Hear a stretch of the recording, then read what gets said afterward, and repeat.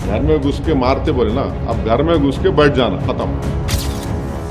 पहलगाम आतंकी हमले पर ओवैसी ने पाकिस्तान को जमकर लताड़ लगाई है।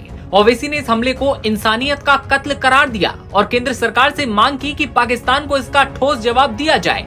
इतना ही नहीं, ओवैसी ने साफ कहा कि जब देश की सुरक्षा पर हमला हो तो जवाब भी सख्त होना चाहिए। साथ ही वक्फ से जुड़े मुद्दों पर उन्होंने दो टूक कहा, वक्फ मेरे देश का मामला है और इसमें बाहरी दखल बर्दाश्त नहीं किया जाएगा। इतना ही नहीं, एआईएमआईएम प्रमुख और सांसद असदुद्दीन ओवैसी ने पाकिस्तान को लेकर कहा कि भारतीय जनता पार्टी कहती है कि घर में घुसकर मारेंगे। अगर केंद्र सरकार इस बार पाकिस्तान के खिलाफ एक्शन ले तो घर में घुसकर बैठ जाइए। ये भारतीय संसद का संकल्प है कि पीओके हमारा है। सभी विपक्षी दल सरकार से कह रहे हैं कि आतंकवाद का खात्मा होना चाहिए। भारत की डिप्लोमेटिक स्ट्राइक से पाकिस्तान बुरी तरह से घबरा गया है।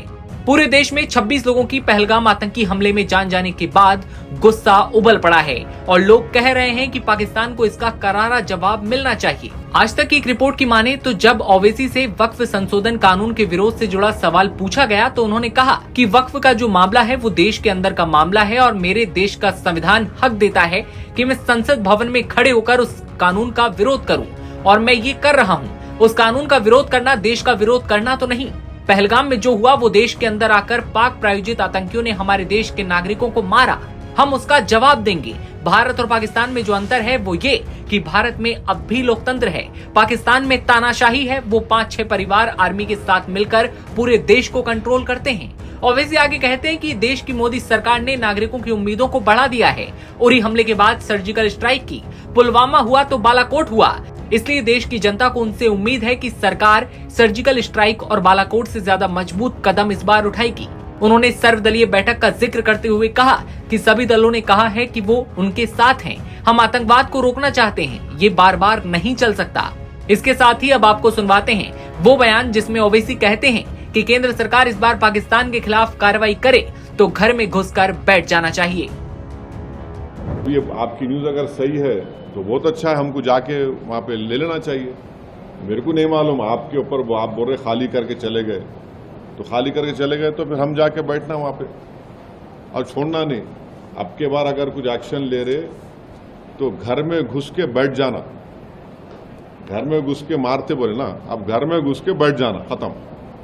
ये होना चाहिए। पीओके ले लेना नहीं, अरे गवर्नमेंट खुद बोल रही। एक बात सुनिए, पीओके नहीं, पीओके का रेजोल्यूशन है पार्लियामेंट का, भारत की पार्लियामेंट का रेजोल्यूशन है, वो भारत का है बोल के।